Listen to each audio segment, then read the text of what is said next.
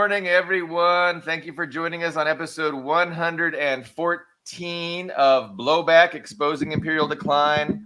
I was just making sure my Facebook stream is to the public, so it's not just to friends. Anyway, we have a great episode lined up. I've got my normal co-hosts, Ben Toth from Page Hungry, Ian Cummer from a suburb in Moscow, special guest, Max Parry and Chris Black. Max Parry is streaming live from Baltimore. Chris Black is from a small town called Campbell Ford, 3 hours west of Ontario, I believe. East of Toronto. I was so close. East Three of Toronto, hours east of Ontario. I said Toronto. On Lake Okay. Ontario. Yes. Yeah, Lake Ontario. So today we're talking about obviously Israel, and this week has been a lot of discussion on social media regarding the topic of who's wagging who here. That's, of course, is reference to Israel and the United States. There is a very powerful strain of thought that insists that Israel is dictating things to the United States, and the United States is just, a Zionist-occupied government, and they're victim to the craftiness of, we don't want to call them Jews because that's anti-Semitic, but no, Netanyahu. Just Netanyahu and Zionism. We're Zionism. But it's a real interesting topic, and it did come to the fore this week with Judge Napolitano's show a couple days ago. He had Gilbert Doctorow on, who kind of put forth the rational assessment that Israel is an extension of U.S. imperialism, and it's really the United States that is dictating these things. But I think we all have opinions, and we all have things we want to say on this topic. And so I am going to be quiet for about 10 seconds and let someone talk before I interject. Okay, sure. Well, I'll go. Ian, take it away. So yeah, the question is, just like you said, who is the tail wagging the dog, or is the dog wagging the tail? And one, it's well known that the U.S. is a very corrupt system. It's also a system that allows small groups to punch outside their weight, not just in votes, but also in money. That you have these. Citizens United. That's right, and it's not right. It's not just pro-Zionist Jews, and other groups who aren't necessarily Jews but are also Zionists, like Joe Biden. It's not just them. It's all and I think I've pointed that out in this show before. Like, you have the Cubans who are mad that they lost their slaves in Cuba, and they're the ones really driving the anti-Cuba train even now. Both parties, and I like to bring up the example a lot because it's interesting where sanctioning Cuba, continuing to sanction Cuba, is no one else in the world supports that idea except USA, Israel, and Ukraine. It's kind of an interesting little gang of negative votes on that. But the reason why is because you have those Cuban expats, most famously in Florida, but also a couple other states. And they are what we call mostly Miami. Yeah. Single issue voters, someone who is only cares about one issue above all others and is willing to change his vote based on that, because most people are not willing to change their vote. And that's actually the reason why I think the pro-Palestine movement is not going to have an impact on the election. There's not enough of those people who are going. They're not going to vote for Trump, and they're certainly not. And I think most of them will still even cast a vote. They won't even boycott the election. But when you have a group like that, and also there's Poles, there's other group, there's people from Eastern Europe who have that anti-Soviet, anti-Russia agenda. The reason Clinton bombed Belgrade in 1999, a lot of that was to appease those very which is weird because it's Serbia, not Russia, but those very, very hostile voter groups, especially in the Midwest. A lot of that. So I think we're seeing that with Israel because one, in general, with Israel, the USA had no enemies in the Middle East before the creation of Israel. That's just a fact, right? There was no one sitting around all day saying, I hate America. No one was really saying that before Israel. And now, so Israel has bombed how many? I mean, I like lost track. How many different countries has Israel bombed or invaded in the last week, or even the last 48 hours? It's like a running tally. Is it 3 or 4? I mean, on Israel, they bombed and invaded Lebanon. They're continuing to bomb, the Palestinian enclaves. So are they doing this against the will of the United States? Would the United States? It doesn't benefit. A destabilized Middle East does not benefit the United States, because the United States, I mean, yes, the United States is an oil exporter, but it's also a major oil importer. And stable oil prices, preferably low oil prices, are a necessity. If this blows up and Iran, and also I think there's a chance, because this is blown up so much, this confrontation with Israel, even though Arabs and Persians and also Shiite and Sunni regimes tend not to play well together. But I mean, it's at the point that's where, changing.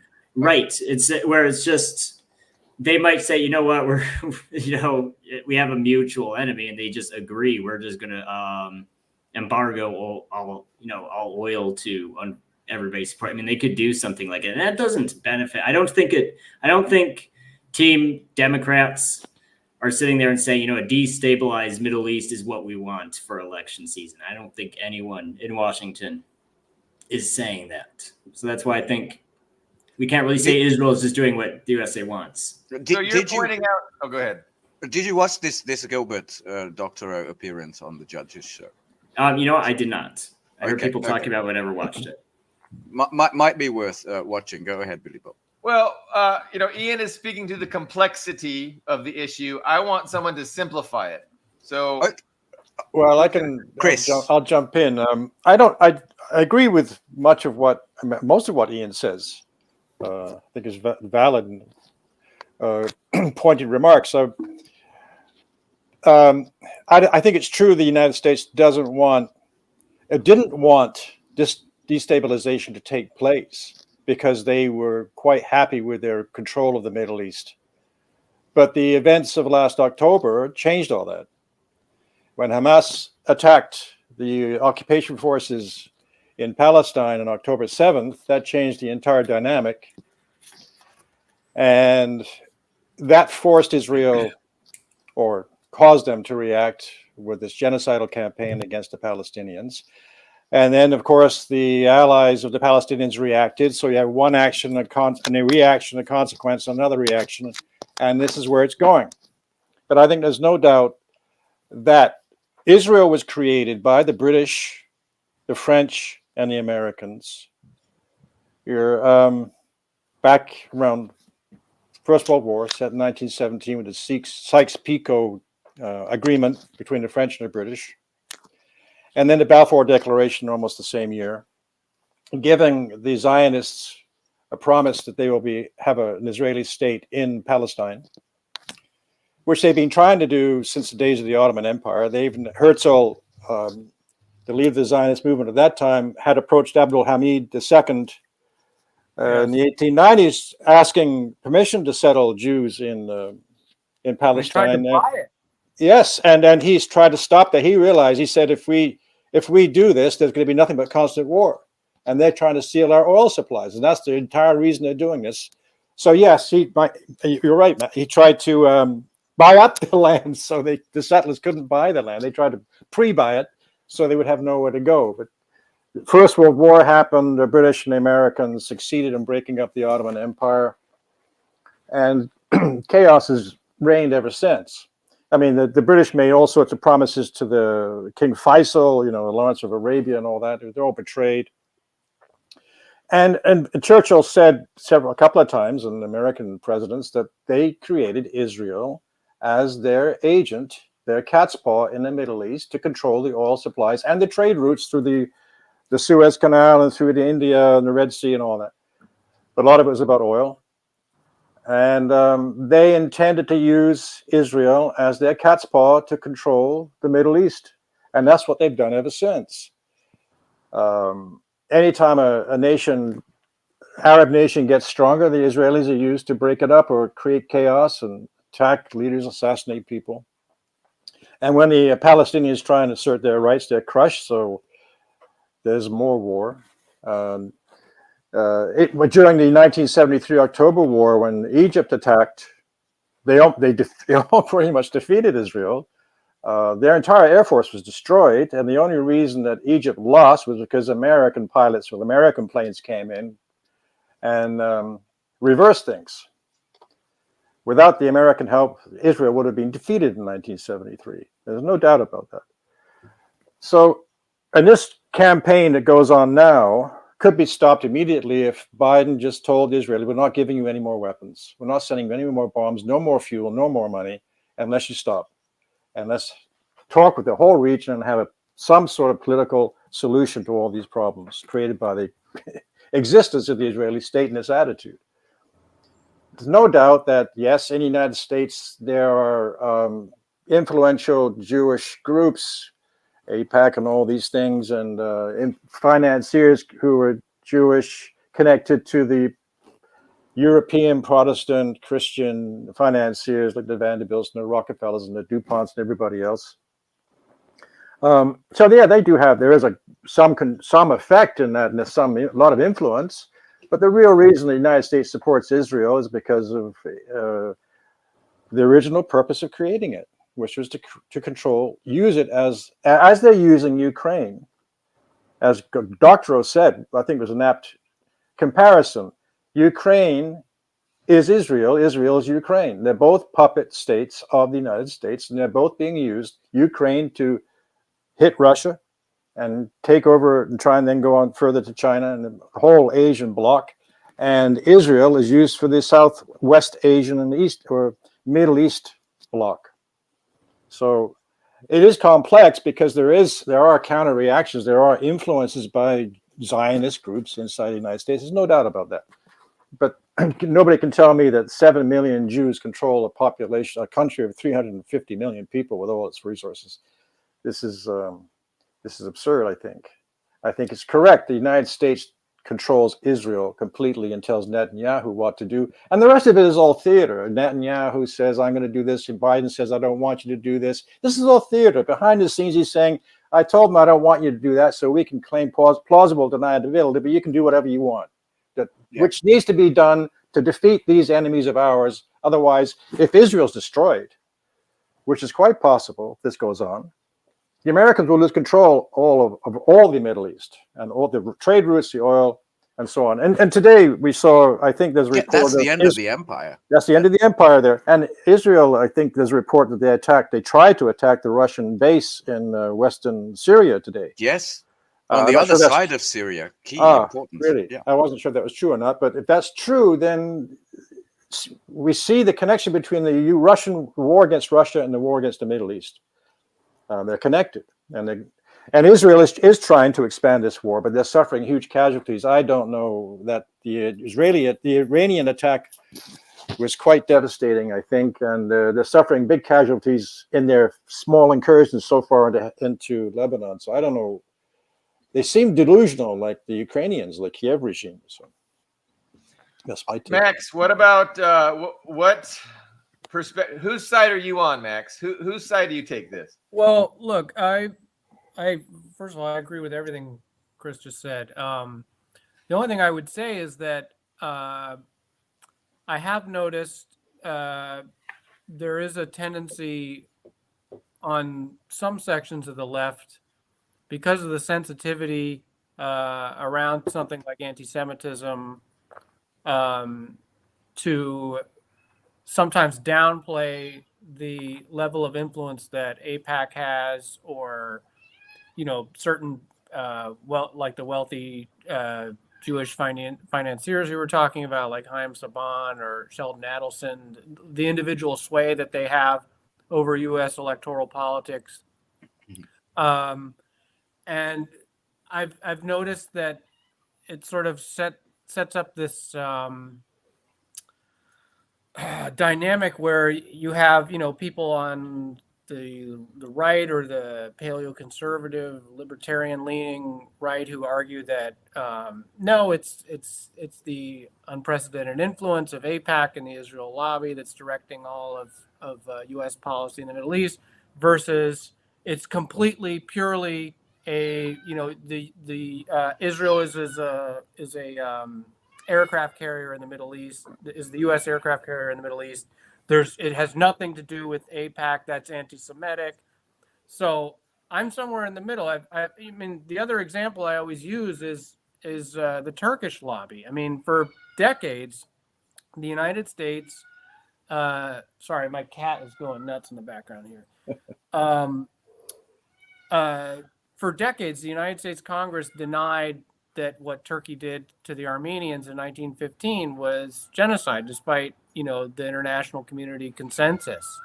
And, you know, that all changed abruptly when the U.S. and Turkey started butting heads. And then all of a sudden they had this resolution finally using the G word and acknowledging what took place, you know, constituted genocide. And so that, you know, the U.S. Congress did that maintained that position for so many decades because of the power of the Turkish lobby. You know, the only rare exceptions were somebody like Adam Schiff, who happens to live in, you know, be a representative in California where there's a large Armenian community. But as soon as the U.S. and Turkey started butting heads over Syria and, you know, the Kurds and all that, all of a sudden the Congress does this abrupt 180 and decides to finally acknowledge what's going on or what took place was genocide. So, you know, and as you were talking about, Ian, with the Cubans, you know, the Cuban lobby, that the Gusanos, they happen to live in this, you know, in terms of U.S. electoral politics, a very strategically important place on the electoral map in Florida, which is a swing state. And then despite the, you know, the consensus in the international community to lift the blockade on Cuba, the U.S. Maintains this absurd embargo, even though the rest of the world is against it, except for Israel and Ukraine, its client states. So these, you know, enclaves that form the United States with different expat groups, they do have powerful influence, but ultimately, at the end of the day, it's the U.S. that calls the shot. But I do think that the whole debate and the position of people like Napolitano or other libertarians out there, whoever you want to name, Ron Unz, Mike Whitney, Philip Giraldi, all these people, they are pointing to something that I think certain sections of the left, not you, Chris, but like certain people I won't name, who I'm sure you know who I'm thinking of, guys, who just outright don't even want to have the conversation. If you even suggest the idea that AIPAC, for example, has more influence just, you know, proportionately than these other groups, even, you know, that moment has never happened with AIPAC. What happened with the Turkish lobby a few years ago, you know, where, you know, the interests diverged, you know, between Turkey, which is, you know, part of NATO, and, you know, Turkey started talking about potentially leaving NATO. You know, they were pushing back for example, against the Swedish accession to NATO a few years ago, because Sweden is historically supported the Kurds, and there's some people who say that they were even involved in the assassination of Olof Palme back in the 80s. But so, you know, these groups have their interests, and there are points where they butt heads. I mean, Israel too. Like the Israel lobby, certain factions of it have been trying to get the U.S. to attack Iran for years, but that's not really something directly attacking Iran. I mean, Billy Bob, you've always brought that up. That's not necessarily in the U.S. It'll blow up the world economy. That's just a fact. Yeah. Yeah, but there are certain fanatical, you know, Kahanist, expansionist elements within the Zionist movement that, of course, that are apocalyptic and would love to see something like that happen. So, and there's the Grahams and Bolton in the U.S. Their counterparts. So yeah, but there's all. Let's bring up the current context within which, you know, Max is making those points, because right now we are waiting on a response from Israel to the Iranian attack of 180, ballistic missiles on Israel. And now, after the Jewish New Year, I think Jewish New Year, Israel said it's going to respond. And the big question is, what is that response going to be? And is that response going to be one where they actually attack the nuclear facilities of Iran? Is it going to be a big response, or is it going to be a subdued response, intent on stopping the escalation, or is it going to be a big response intent on going up the escalation ladder? And the thing is, we had in 2009, Ben, if we want to bring up this image from the Which Path to Persia. So we have the U.S. think tanks trying to figure out, how can we go to war with Iran, destroy their nuclear program, and and have plausible deniability? So it says here. This is from Brian Beletic, who used to be Land Destroyer. Anyway, he's just a fantastic guy who found this old, study, which is not from the RAND Corporation, but the Sabin Center of Brookings Institutions, one of its, which path to Persia. And basically, after outlining the strategy, the element of the United States will encourage perhaps to assist the Israeli, including the strikes themselves, in expectations that both international criticism and Iranian retaliation would be deflected away from the United States onto Israel. That's like a policy paper saying, yeah, we're going to use Israel. So if there's any, blowback, name drop for the show, if there's any blowback, it won't really hit us. It will hit those guys over there, like spelled out on a high level policy paper, which is very, very good. It's 2009 Brookings paper, by the way, another one of these old plans, which I think is important. And it kind of begs the question, is this what we're seeing happening now in real time, or is it just opportunism by Israel doing something that they know they couldn't get away with under normal circumstances, that the U.S. wouldn't allow under normal circumstances, but now they're going to go all in because they know, because of the election in November, that the U.S. will have no choice but to support, a big escalation there with Iran. So these are questions. Well, we don't know what Israel is going to do, but Israel's in a very bad place. If you're an Israeli, they're not doing well in this war. Their economy's crushed and getting worse. Without American arms, they wouldn't be able to carry on this war for another week. They're suffering large casualties. The population is stressed, and they're not assured of victory at all. It looks, with the increasing attacks from Iran, Hezbollah, Houthis, and everybody else, they're in real trouble. So I would expect that they would do something even against their own interests in the long run, by saving themselves by launching a big attack on Iran to start a bigger war, and hope the Americans crush everybody and save them. And so the Americans control the Middle East and remain in control. It's true. Going back to AIPAC, I think it's true that AIPAC has a big influence on American policy and influencing Congress and the president, the executive arm of government in the United States. But one can view that as a mechanism which was allowed to be created to reinforce American policy in regards to Israel and the Middle East.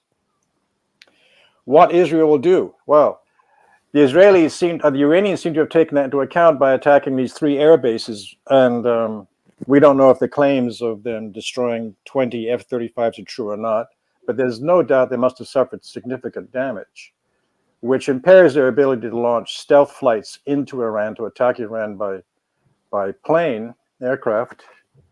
I'm just going to add that just according to the video footage out there, because they did, don't show anything. Israel did this blacking out, but the Nevatim air base, the biggest one, like 50 square miles, has really been devastated, just according to the video footage. Even though they're keeping it quiet. Yeah, and I think there were a couple of squadrons of F-35s. I think yes, that's the F-35 base. Yes, right. So if they destroy 20, we don't know. They may have only destroyed 3 or 4. We don't know. But if they destroy 20 out of 35, and they can probably only fly 1 out of 3 planes at any one time because of repairs and downtime and so on, then they've been significantly impacted on their ability to respond to this attack. What would they do? Would they use nuclear weapons? I don't think so, but you don't know. And when Biden says we're not going to allow them to attack nuclear facilities or the oil fields or the oil rigs and so on, something tells me this is exactly what they're going to do. That the United States is denying. We're not going to send publicly F-16s to Ukraine, right? Yeah, right. We're publicly saying we don't support this, but behind the scenes, that's what the attack will be. They're almost signaling what the attack might be, because they cannot allow Israel to be defeated. And they've always wanted to crush the revolutionary government in Iran. I myself would prefer the Tudeh party to be in charge, but that's what we're facing. So that revolutionary government has to be crushed. They don't want it to exist. And no, they've attacked it multiple times, Israel and the United States and MEK, their little fanatic group inside Iran and Iraq. And they do not want Iran to exist. I mean, the sanctions, why did they impose the sanctions? Because of Iran trying to get some nuclear weapons? Well, why can't they have nuclear weapons? Everybody else has nuclear weapons. Israel has them. That doesn't make any sense. They really want to that's the pretext to impose these economic economic warfare against Iran, the same as they've done with Cuba and everybody else, to try and break the Iranian economy. They haven't succeeded, but they've caused a lot of damage in Iran. I mean, Iran could be a much more prosperous place with all these embargoes in place. Israel said they're going to respond after the Jewish New Year, which actually ends today. So October the 4th is the last day of the Jewish New Year. So we won't probably be waiting too much longer to see the nature of the Israel response, to see if it's going to be an escalation or if it's going to be an effort to maybe to not escalate. Maybe they'll wait for exactly the 1-year anniversary of October 7th. Maybe. I mean, let's just add a little bit to the how we got here. Is the new, after the previous Iranian president and foreign minister had that still mysterious helicopter or plane accident flying home from Azerbaijan, right? They inaugurated the new one, who sounds Armenian, by the way, Mr. Pazeshkian. Yeah. And a lot of the head of I was trying to go too fast of Hamas was there at their invitation, and he was assassinated in Iran. And later, that was Ismail Haniyeh, and now they executed Saeed Hassan Nasrallah, which I think Max brought on, the Shia versus Sunni. He was respected and pretty much loved in both sects of Islam. He was like the old. He was very. I mean, there's huge but protests in Indonesia of all places. In his honor.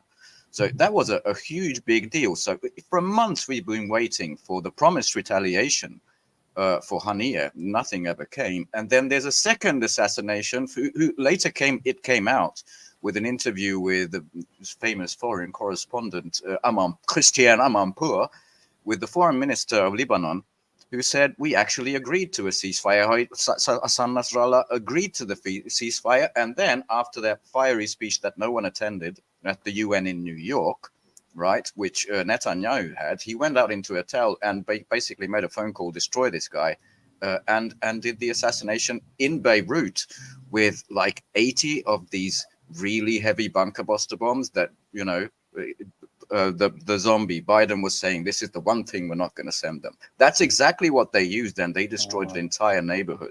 And just so you know something about Lebanon, this is Beirut. This is Berlin of 1960. This is espionage central. This is not southern Lebanon where Hezbollah is in the mountains with missile factories underground. This is not the place. This is where, okay, we have a deal. He felt safe. There was obviously an IRGC general there who also got annihilated in this attack. Isn't the presidential palace like not far from where? Not far, exactly. This is the same neighborhood, Dahia, that got the Dahia doctrine was made, where the Israelis said we're going to kill like 10 to 1, which is against international laws of war. 10 to 1 of the enemy if you attack us. Nasrallah thought he had secured a ceasefire in Gaza, right? And, and a ceasefire. And he felt comfortable to meet, basically, with other people. And that's when he got slaughtered. And then we got, this is Operation True Promise 2, October the 1st, so 3 days ago, a final response from Iran, while their president, Pezeshkian, is still not at home, and he might not even have much currency, because apparently he also had basically a guarantee from either Blinken or Sullivan saying, the US promised me that we would have an actual ceasefire agreement in Gaza and everywhere. And that's why I went along with some concessions. And all of Iran, the Iranian society said, how could you fall for that, for idiots? You idiot. And he's basically lost a lot of credibility. So I thought that was important. I do want to talk from a different perspective. Him a wolf in sheep's clothing. The new Iranian president. I think he was just naive, very, very naive. But yeah, it doesn't look good. And let's not forget the walkie-talkie and pager attack on massive civilian injuries in Lebanon, like pretty indiscriminate. That's what led up to this point. Which leads me to think that the United States and Israel have no intention of any peace in the region. They want war. Because when Haniyeh was assassinated, there was also negotiations going on for a ceasefire, and they were almost getting somewhere, and he was assassinated. The same with Nasrallah. There's a peace deal. He's assassinated, which breaks that. And just before that, this they keep killing the negotiators, don't they? They keep killing and assassinating the negotiators.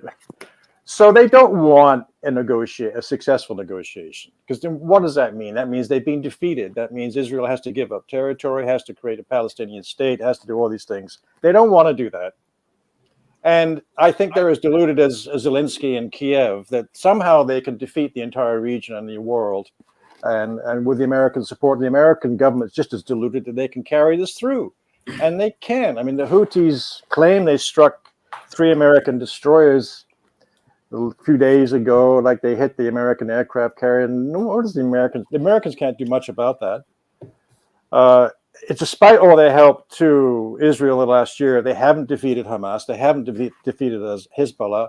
Iran showed its true strength a couple of days ago. Yeah, and these were ballistic missiles. And they're promising if you hit us again, we're going to destroy you. The next attack will destroy your infrastructure. We'll destroy Israel. And the next attack, there won't be Syria. Will be one huge attack. Yeah, you won't have an economy. You won't have electricity. You'll have nothing. Your army will be destroyed. You'll be 6 million people running around starving and without water, electricity, and power. I mean, but this is what they seem to be willing to do. So we're not dealing with rational people, obviously. We're dealing with people who feel. I mean, we're dealing with this. We're not dealing with statesmen or rational people. We're dealing with gangsters. I mean, that's what they are, and they think like gangsters. And when you push them into a corner and they get caught in the corner, they start pulling out their iron and firing slugs at you. You know, even gangsters have a code of conduct, honor. right? They do. Yeah. That's true. The Godfather. Ian, you were these are these really nasty gangsters that they're ruthless. They don't care about anything. It's true. I'm with you there. Before we get Ian, Ian, go ahead. I have another way of looking at this, so go ahead. Well, so what all this is boiling down to, so there's, and this was said a while ago, but, the idea that Israel is the USA's aircraft carrier, well, I have to ask, and I think that's very important to ask now with them being effectively at war with almost all of their neighbors. Yeah. If Israel did not, the question when they say, well, Israel, that's the main that's a selling point. People who support Israel say that, we have to support Israel because it's the USA's, unsinkable aircraft carrier. Well, which countries are not in that region are not the USA's unsinkable aircraft carrier? So imagine an alternate reality where there's no Israel. It's just I think Biden said we would need to invent one.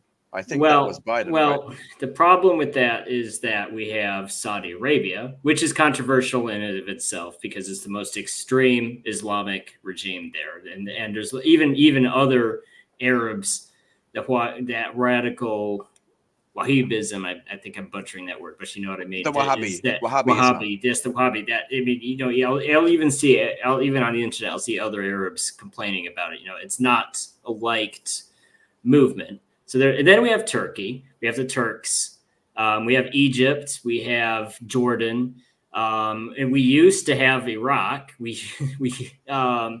And there's really no reason we couldn't have Iran too. The main reason we don't have Iran is because Israel does not want to be friends with Iran. I mean, there's not actually a logical reason for the USA to be against Iran, except Israel doesn't like them. That's really the only reason.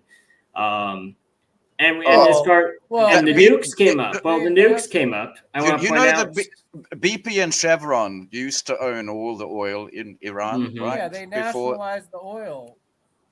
Well, they nationalized the oil, but then we invaded Iraq. Yeah, so like Russia, they said they made the cardinal sin of saying our resources are going to enrich us.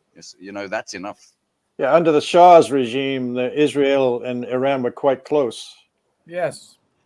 Because the regime was a puppet regime of the British and the Americans. Yeah, compradors flocked together. Let's look at 1991. So Bush, and that was a weird war in general, because if you look into the reasons for why Saddam got pissed off enough to attack Kuwait, is because Kuwait was, and it was kind of a Cold War thing too, Kuwait was the USA's instrument to push down the prices of oil, which hurt the Soviet Union because they were because the Soviet Union was not even the Afghan. The US gave Saddam the green light to go into. That's right. Yes, yeah, so that's why I say it's a weird war at the time. But even then, Bush clashed with Israel because Bush just wanted, a quick, super cool victory with good and call it a day. But Israel was really aggressively pushing for, actually invading and toppling Saddam. So there was that. Even then, there was that clash. And then 2003, his son goes. Bush the second goes into Iraq, and people are still kind of scratching their heads. It's like, sure, toppling Saddam eliminated one of Israel's top competing regional powers, but it didn't do anything good for the USA. Iraq, no one in Iraq says I love America. Saddam could be negotiated with. Even after 1991, Saddam could be negotiated with too, at least not to oppose American interests, but that's not the case now. There's a lot that can be, we can list off a lot of ways Israel contradicts American interests in the region. But if we removed Israel from play and just said, what if there was no Israel? There's nothing that Israel does that could not be done by 2 or 3 other countries that are also in the U.S. pockets. I have the perfect segue. I think it's been answered by a Reuters exclusive today. This is basically a tweet by Klarenberg, but I saw it. I saw the actual article before. It's worth reading. There was this exclusive about basically the Gulf states. The Gulf monarchies are very much U.S. comprador states, right? They like to call Russia the gas station with nukes. These are nothing but gas stations with an installed, that fucking puppet in Jordan, for instance, King Abdullah and these guys were pretty much ready to say, hey, Iran, if the tide is turning, we might be on the resistance front. And this was a very eloquent point made by Chris. Don't hold your breath. I know, but Chris earlier made that Israel has a function not just to control the oil-rich region, but also its neighbors, all the comprador regimes, because if there's an uprising in these states, the deterrence is Israel, but keep in check, keep your population in check. You have to be on site with the US or else. And none of those countries are democracies by any stretch. No. Yeah, the famous democracy of the head chopping regime in Saudi Arabia. But I wanted to look at this another way. Look at it. There are other proxies, obviously. Ukraine was one of them, but it was mostly kind of a family endeavor. There's fanatics like Nuland, Kagan family and all that. But you can see it can be written off. Or look at Afghanistan. It was very important for 20 years for the US and suddenly not so important. Is Israel like that? Is it something, we can just abandon ship, take the aircrafts out and we're done? No, it isn't. In the 1960s, you remember this was after plundering Russia. The imperialist, basically the economic system was in such decay that it had to basically create the petrodollar. Remember, coming off gold and making the deal with the Saudis that everything has to be priced in USD. making it the essential world currency. And while there are slow erosions, slow steps against it, if that goes, and it could be done with basically just, removing a pin, even at the Kazan conference, which is now weeks away, the big BRICS conference coming up in Russia, that's not something the US can afford.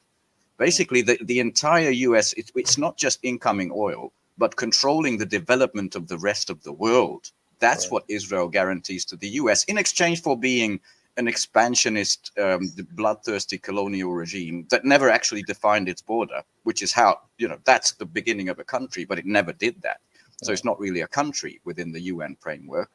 It's a concession the US will gladly make for controlling the development of the energy flows of the world. So I think it's indispensable, as opposed to Ukraine, which very soon we'll see, that was dispensable. Afghanistan, nice to have, but dispensable. So I think there's a difference. It's a special case, On the expansion note, I want to point out in that it's kind of an American-centric thing, but in that debate between the vice presidential candidates a couple days ago, J.D. Vance and Tim Walz. Tim Walz, of course, I missed something. Kamala. Well, there was a debate between those two, and there was one point in it where Tim Walz, who is Kamala's boy, he openly, directly said the expansion, not the existence, the expansion of Israel. is extremely important. I don't remember the exact, but you can look up the exact quote. Was it a Freudian slip, or was that his statement? He was. I can't imagine what. Horribly. Well, yeah, Tim Walz is an idiot. I mean, I think he's even stupider than Kamala, which is an accomplishment. Wow. But I mean, I can't imagine what he didn't correct himself, so I can't imagine what he didn't. So it wasn't a slip. Yeah, so I can't imagine it'd be slip. I mean, what did he mean to say? I mean, he just said the expansion of Israel is a crucial. He would have said, "I meant the existence of Israel." But he said expansion. We can also it is complex because we can go back to the 1956 so-called Suez Crisis. Oh, yes. Because the end of the British and the French. Yeah, we can't leave out the British and the French influence on Israel, because the British also were one of the prime countries that set up Israel in the first place. And the French also, which between Britain and France and Italy tried to divide up the Ottoman Empire for their benefit. And while Britain still thought it had an empire, which was rapidly collapsing after they lost India in 1947, they convinced, or you tried to use Israel to seize the Suez Canal. And so Britain and France could dominate the trade routes to the east. The United States didn't like that at all. That meant Britain and France got slapped down big time, and so did Israel. They told them to back off and go back home, and that's what happened because they controlled everything. The British and French still thought they had some control and tried to pull off their own operation with the Israelis. So we have to also think about other factors which influence Israel and the interests of the Europeans, who also want to control the oil of the Middle, because they have no resources. They have no oil and gas of their own. The United States has run out of a lot of its cheap oil and gas, and the shale revolution is nearing. The shale, it's just collapsing. And now I understand that LNG is not being sold to Europe from the United States anymore. It's all being shipped to the Asia. I'm not sure if that's true, but so they're buying Russian LNG 3 times the price they got it through a pipeline. So anyway, just saying that Israel sometimes will obviously they have their own interests themselves internally. Then sometimes they will act out against their master. I mean, every servant can do that, but they'll get slapped down unless the master says, okay, that's not a bad idea. But where are we going with this? We don't know what Israel is going to do in the next few days, as we didn't know what Iran was going to do. I saw somebody, I won't mention his name, I saw a commentator saying attacking Iran because they hadn't reacted. And and same as Turkey, they talk big and don't do anything. It's just all nonsense. And then the next day the attack took place. Yeah. Can we listen to Nasrallah? So Nasrallah we got a clip thanks to Max that shared it with us. He's in the Gilbert Doctorow school of thought. He actually names I think that's why he was dangerous, because he was very articulate. And in this clip, I don't know if I should read it because it's subtitled, obviously, in Arabic. But I'll try. Let's just listen. There is a misconception prevalent in the Arab world regarding Israel-US relations. We keep repeating this lie about the Zionist lobby, that the Jews rule America and are the real decision makers, and so on. No, America itself is the decision maker. In America, you have the major corporations, you have the trinity of the oil companies, the weapons industry, and the so-called Christian Zionism. The decision-making is in the hands of this alliance. Israel used to be a tool at the hands of the British, and now is a tool in the hands of the American. Eloquent, beautiful, short, and to the point. Let me jump in. So I want to just address some of the comments, because Music here references John Mearsheimer, and they're suggesting that all of us silly people who are not agreeing that we have a Zionist occupied government in the United States ought to read John Mearsheimer and learn why we do. And my point to people with that perspective is that we understand that's a perspective, but we don't really take John Mearsheimer. But that's not even what have they read that book? I mean, they're reading their own projections. I was going to say I read Mearsheimer. Go ahead. I mean, I've read that book, and yes, he's talking about the my interpretation of that book was not that he was saying that that Israel exercise is the one that's directing U.S. policy. He was just diagnosing how they have the span of the extent of their influence surpasses all other lobbying groups. And I don't think that if you ask Mearsheimer, he would say that AIPAC is what directs U.S. policy purely. I mean, right. Well, but there is a people disagreement. use that book to support their own argument, but on its own, that's not the argument that book is making. Sure. Well, Mearsheimer himself has disagreements with people, and he explained, so Gilbert Doctorow was on the judge's show early in the morning, morning for my time, and then later on, Mearsheimer was on, and judge asked him to respond to what Doctorow was saying, and Mearsheimer says he rejects this view that says Israel is, totally subordinate to the U.S. Mearsheimer does reject that view, and there's. And he said he has a running correspondence with folks like Chomsky, right? And he disagrees. So there is. Chomsky was who I was one of the people that I was referring to earlier, who really have a. Also Finkelstein, I think he named. Yep. Yeah, like a little bit too purely. They don't acknowledge the nuances or the points where their interests do diverge, and they butt heads, and it's just they act like Israel is just completely purely at the behest of the United States. And I don't even think that that's what Nasrallah was saying. Of course, Nasrallah would acknowledge that. I mean, and that's why he brought up the Christian Zionism as well. Again, I think that this is an important debate to be had because, and it occurred earlier this year when Diana Johnstone had some articles in Consortium News as well talking about this. It's much more complicated than just one or the other. I think it's somewhere in the middle. I agree with the gray thesis. It's not A or B, but put it this way: the three bastions built up after the Second World War ravaged the world. One was Germany, a large industry, a lot of people. Second was Japan, large industry, a lot of people, and the third one was basically inherited from the British, which is Israel. Right? Out of this, they act too.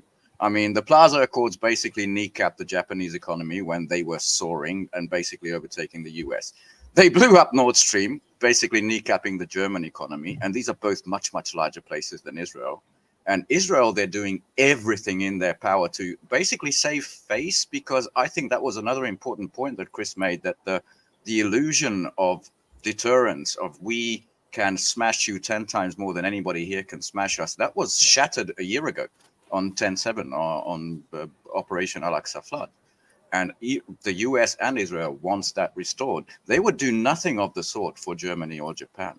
You know, that's what I'm saying. It's a special kind of US colony. And you're right, as in it has repercussions back to the homeland. It can misbehave, but it's I think wrong to treat it as another Taiwan, you know, or another Germany or another occupied vector. We're in a similar situation. We're in a similar situation here in Canada because we used to be a colony of a tool in North America against the world for the British, and since World War II, we now become controlled by Washington. I mean, Canada is now striking China again and again and again with tariffs on this and tariffs on that, accusations of crimes against humanity. It's almost daily, and it's all done at the behest of the Americans. So we're used as a tool by the Americans. We used to be used as a tool by the British. I mean, it's so sad, but I think you're right. I mean, Trudeau seems to be louder on every topic than Biden, on the same position, but even louder. Yeah, he's like you send the little yap dog out, and he yells loudly, and his master applauds, and Canada's like, oh, this nice democratic nation. If they say it's so, it must be so, because the Canadians don't lie. I mean, it's just all bullshit. But anyway, and Israel's eager to be more than just a yapping lapdog, right? They're willing to put some skin in the game and take the heat for, you know, collapsing the global economy, you know. Right. And so the question is the U.S. willing to allow Israel to do that on their behalf and then deflect all the blame for the price of oil skyrocketing right before an election on Israel? Well, I think the answer is World War II and World War I. Those wars destroyed the world economy for years, but they engaged in those wars no matter what, because despite the destruction that took place over those years, the Americans or the British thought they were going to benefit at the end. And that's why the Europeans sunk so much money into this Ukraine war, despite the Americans and the British sabotaging their economy. They've been promised things. They've been promised and a piece of the action at the end. That's the only reason they put up with it. Because I saw Kamala Harris. I didn't get that point about the Americans and the British were sabotaging whose economy? Well, the European economy by sabotaging Nord Stream, so on and so on. And I thought you meant Ukraine. It was weird. No, sorry. And Kamala Harris, I saw a clip on PBS last night of some campaign rally, and she gave this. I mean, it was just sick.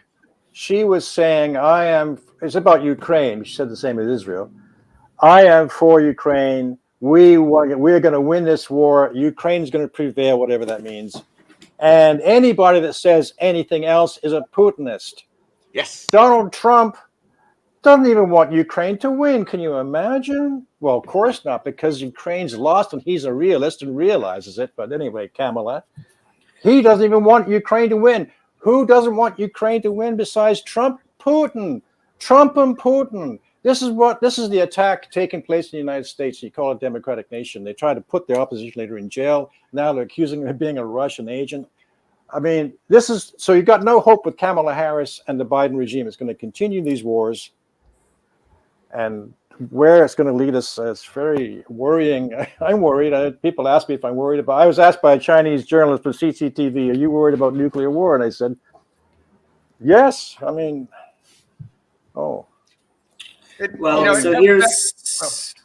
here's a question. So it's true. I mean, they had that loyal. I mean, I think it's as a loyalty test, it's absurd. It's like, you know, pledging allegiance to a country besides your own. And, you know, President Trump has been asked that. However, I'd say as of right now, you're allowed to say no. I mean, you'll face criticism, but you're allowed to say I don't support Ukraine, and you're allowed to directly attack Ukraine. But I'll ask, you know, everyone here, when is the last? Can you think of one president or even a candidate for the presidency, even a candidate? Can you think of even one person, like in the last 10 years, if not longer, who has directly criticized Israel and badmouthed Israel? Like, you know, take any of Trump's statements about Ukraine and replace it with Israel. Have you heard of even one you'd person be out bad in your mouths, house. You No. know. you would be you'd be fired from your jobs, your bank account. Well, I mean, honestly, your bank accounts would probably You'd be closed 'cause worse than a Putinist. You'd be an anti-Semite. yes, you would be begging for forgiveness the next day. And that's happened to people. Like, APAC comes out, the Anti-Defamation League comes down your throat. They threaten your financial institutions. They threaten all of your income. And then the next day, that person's begging for forgiveness and probably scheduling a visit to Auschwitz or whatever. Remember Elon Musk? He made some passing, because the guy spends too much time on Twitter. I think that's half his problem. He kind of doesn't think about what he says. He made some, I don't even remember what he said, but he made some comments that was deemed anti-Semitism. Then he had to do that.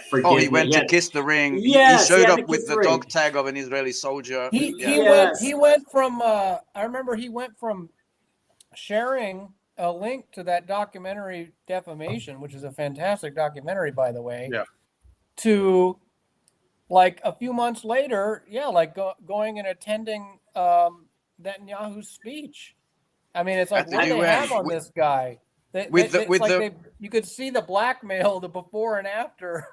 He I kissed feel the like ring. they He had did, the bring the hostages home dog tag in his neck, for Christ's sake. I feel like there was like a Clockwork Orange thing. Like Netanyahu personally strapped him into a chair and forced him to watch. Like I've been Holocaust.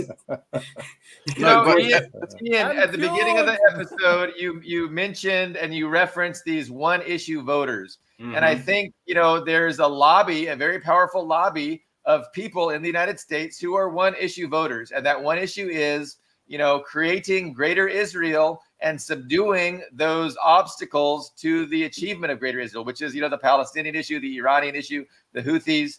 So these one-issue voters are a lobby. And so they literally are lobbying the ruling establishment, trying to develop a consensus that will, further their single interest. And I think you can come to a point where, they are making progress on, convincing the consensus that this is the way forward. Look, our empire is declining. If we don't do something, China's going to be eating us for lunch. Russia's going to be strong. Iran's going to be strong. We have to do something. So this is what we're going to do. And us, the Israel team, we're going to be working on behalf of furthering all of our interests. We're going to be deflecting the blame from you. And so this could be the thing. And I mean, does that mean that the consensus itself that is reached is not culpable, does not have agency, is not responsible for whatever they decide? Because ultimately, if they're being persuaded that the Zionist lobby is correct and we need to escalate against Iran, you can't really look at it like Israel controls the United States. It just means that the United States is agreeing with Israel that this is the best way forward for their imperial ambitions. So I don't know. That's just one angle I was thinking about. Well, I don't. And we've had that argument in other contexts. I don't necessarily agree with the idea that everything is theater and there's a consensus and everything, and there aren't factions. No. They're not monolithic. There's definitely disagreement. But again, I'd like to illustrate this. Whenever imperialist or basically like rabid capitalist powers say we're going to be allied against someone, they screw each other over. I mean, the European and American, the Atlantic Alliance, the Atlantic Council, for example, Bilderberg Group, or the WEF Nord Stream shows will screw you over. Japan was screwed over. Israel is very special in this case because, as I said, and this is the key point, if Israel's gone, meaning US influence in the Middle East is gone, that's the end of the energy empire and the control of the world energy supply. And that's something no one, left, right, whichever team is, whichever one-issue voter we are looking at in this election, the entirety of the US bourgeoisie cannot afford. That's I have a topic Max. I wanted to ask you guys about. It seemed like a pretty significant development to me, but I don't know if you guys saw that there was an Israeli strike in Syria that nearly hit a Russian Chris mentioned it. That had, I guess it was a weapons depot that's, supposedly for, what they're calling Iranian proxies. And, just since October 7th, obviously everyone's observed Russia has always kind of done this balancing act and to a large extent, protected Israel. Obviously, Russia has a very large Jewish population and pro-Zionist. Not as it's significant, but it really seems like Moscow is really reoriented towards the Arab camp more openly since October 7th. Did you see the follow-up? Because the first step in this dance was Ukraine sending soldiers to Africa to fight Wagner there, right? And Israel supporting that.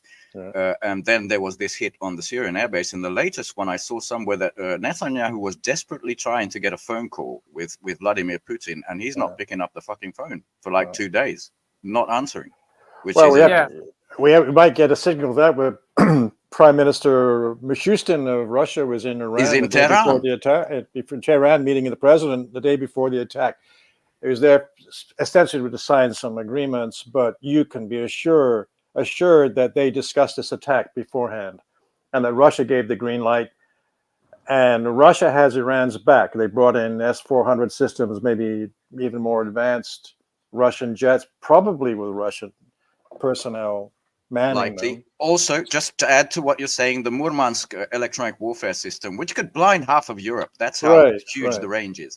So I think Putin even said for any Russian citizens to get out of Israel, right? Yes, yes. Yeah. I think that was the foreign ministry, but yes. Yeah.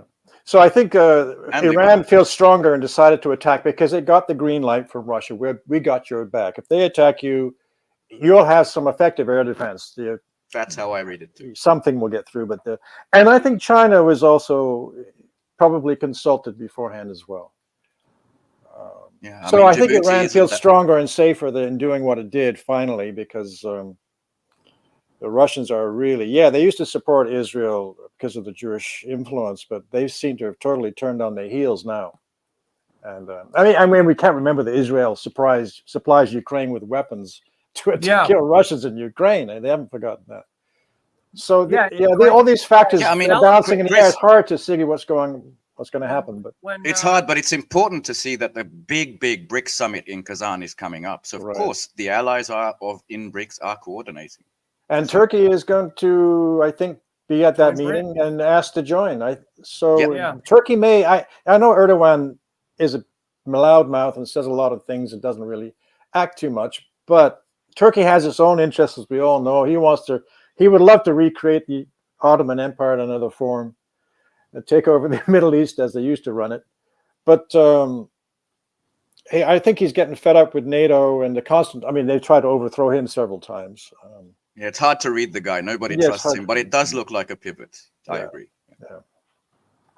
I mean, Ukraine was a lot of Ukrainian, NAFO trolls and stuff were celebrating when Israel almost hit the Russian base in Syria, and they were, using that as an occasion to,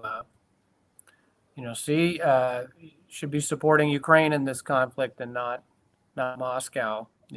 I thought they were gone in rehab or something. I didn't know there were NAFOs left, but that's interesting. Well, this brings in the new Russian nuclear doctrine, and I think it's been enacted. I'm not sure. Maybe Ian knows better. Which links any attack on Russian interests, which may be a threat to its existence or its interests, from a non-nuclear. Well, they say a non-nuclear power, which Israel is, but let's assume it's not. And it attacks that Russian base in Syria, and then the Russians know that they did that with the help of the Americans. That could be a cause for an attack on the United States. That's the thing. That's the message. That's the message. When they do that, and Iran, I mean, Israel is a nuclear power, but they did it with the no doubt approval and help of the United States, that attack, if it took place. So this brings in the threat of World War even to a higher level, because now Russia is being drawn in. And I don't know where we're going, but it's not good. Well, we're going to find out really soon, what Israel's going to do in response. I doubt they're going to do nothing. They're going to slaughter innocent people. They always do that. I mean, by the way, also, they have tried incursions into southern Lebanon, and apparently they're getting their ass kicked. Yeah. So Hezbollah, apparently humiliated by the Nasrallah assassination, is still very much organized and armed. So they have no good news to report on. So they're going to slaughter innocents, as they always do. Sorry. Yeah, they've killed the Israeli casualties are quite high for these last few days. Very high. Very high. And I don't think they can maintain that attack very long.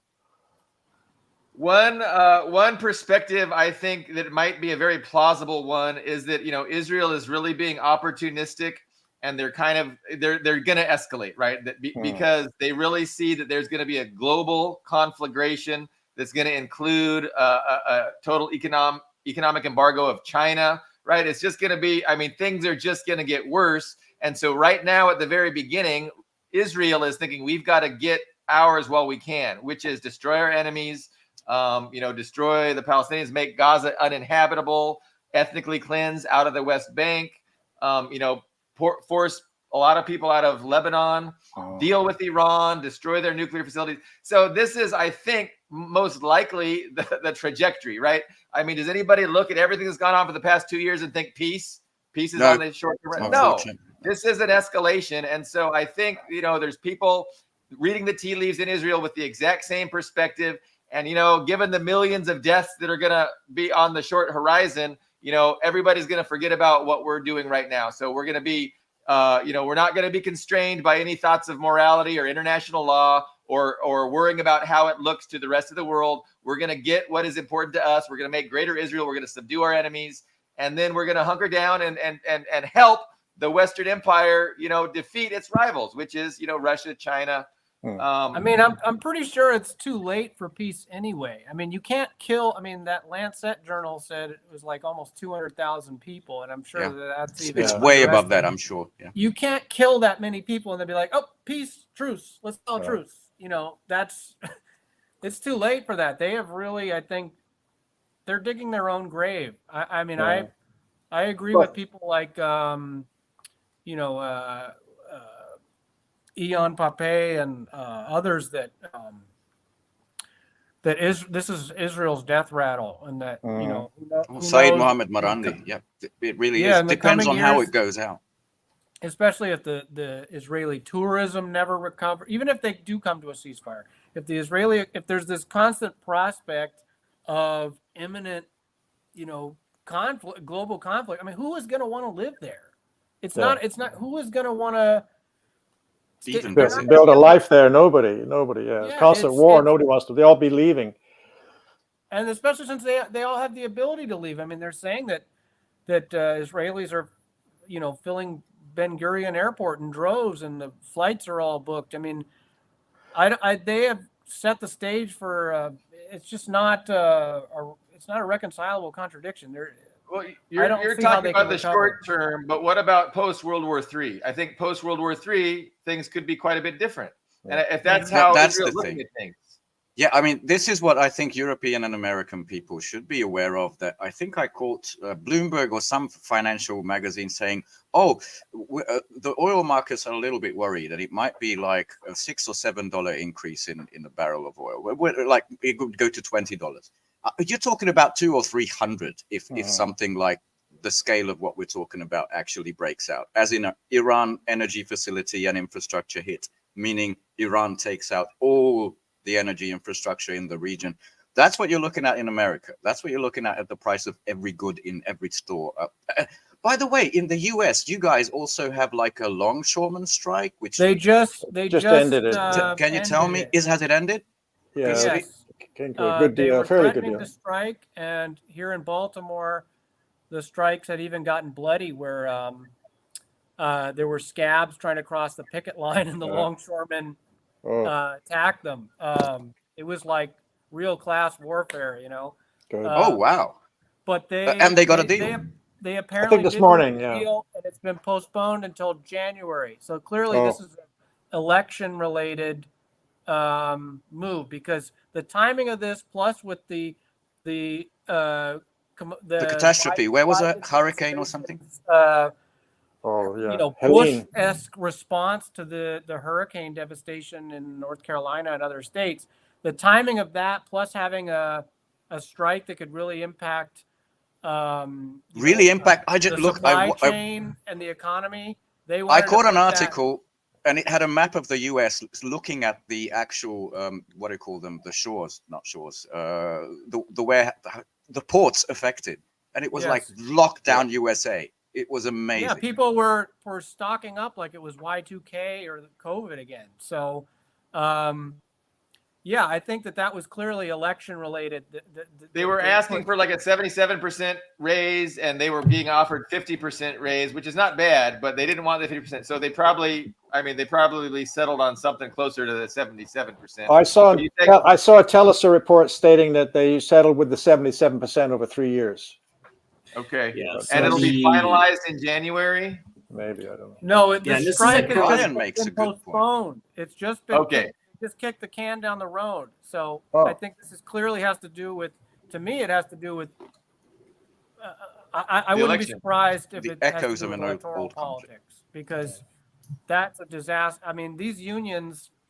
I don't know. That's a real union that they have, but I just think that the timing is too perfect. I mean, like that would have really spelled disaster for Kamala's chances, especially since, like with the hurricane. I mean, Trump has been very smartly playing that to his favor. It just reminds me of 2016. Like when he was standing in front of factories, pointing, saying, I'm going to bring your manufacturing job back, and Hillary Clinton wasn't even bothering to visit Wisconsin. So.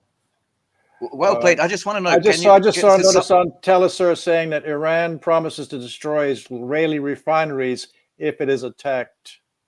Yeah. Well, good. And the U.S. port, it says U.S. port workers end strike with tentative deal reached. Okay. It says here the ILA's demand for high wages translated to 77% in the next 6 years. It reached a tentative agreement Thursday, and work will resume immediately. So I guess the final deal will be concluded later. I don't know. It's a long article. Okay, that's on Telesur. That's interesting. Sorry. I just want to know one thing because I found it sort of funny. What does anybody know the sum of money the people whose homes went up, in the hurricane were promised? $750. Nothing. $750. Nothing. I mean, the devastation is unbelievable, and the response is almost zero. I mean, if this happened in China, there'd be entire army units coming in, rescue teams of tents and food and equipment, and it's just like Katrina. And they would still say it's totalitarian CCP shit. But people are strapped by themselves. I mean, local people are trying their best to take care of everybody, but they're not getting much help from the federal government that I can see. Yeah, the main thing is with this is that there were complaints. So after Hurricane Katrina, the main problem with Hurricane Katrina was this failure of local, state, and federal agencies to do proper communications, crisis management, and that ended with the memes of whole fleets of buses being underwater, of material going to waste, of looting, and all this other stuff. The problem is, and there were changes. There were, that wasn't Bush's fault because that was. I mean, it was but there were changes made after that. I saw. Yeah, they privatized. They use this. Well, no, I mean, and I'll say this as someone who's in the entire school system. I mean, the people were not allowed. Well, right. I'm talking about the federal level, like in the National Guard and federal agencies, FEMA. There were reforms made. They did improve it, but I didn't see any of that. I'm not seeing any of that with the hurricane. So it's like, how did it? So it's like I would say things got better after Hurricane Katrina, and that was what 2004, 2005. I'm drawing a blank at the exact year. It was like 2005, and how did it get worse? I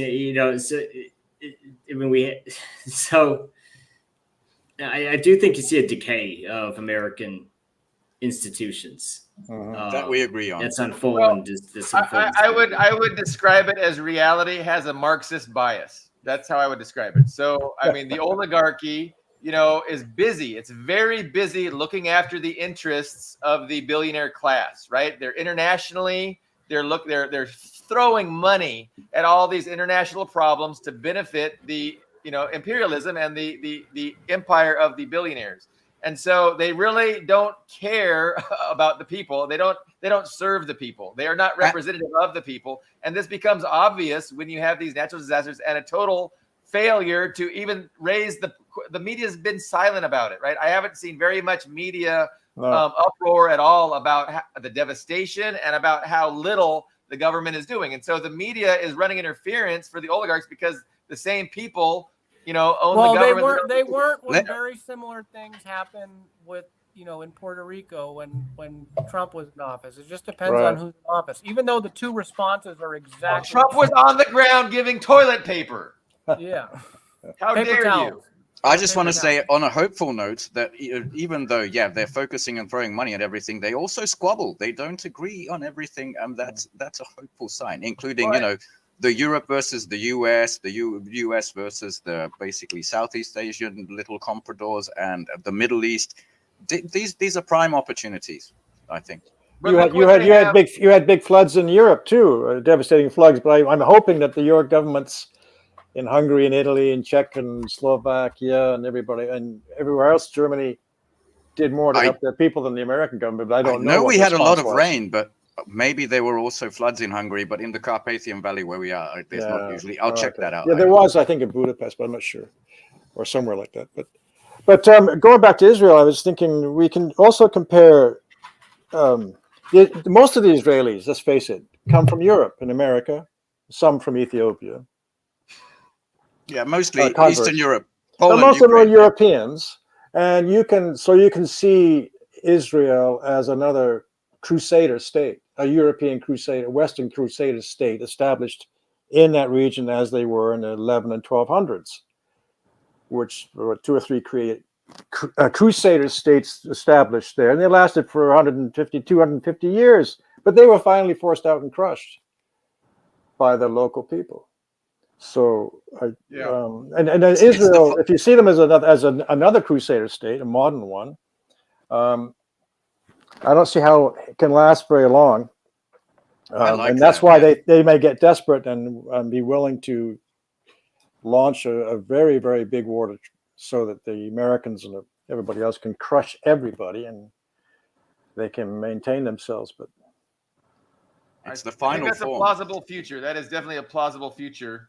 The final crusader state. I really like that. And just for Americans complaining about the might of the Israel lobby, AIPAC and all that, you should see what Hungary's like. And even though we're the bad boy state, I think we recently got sued by the EU for wanting peace in Ukraine.